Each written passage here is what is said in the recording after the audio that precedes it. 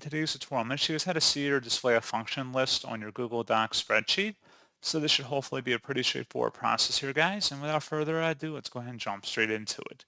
So all you have to do is select the Help tab at the top and select Function List.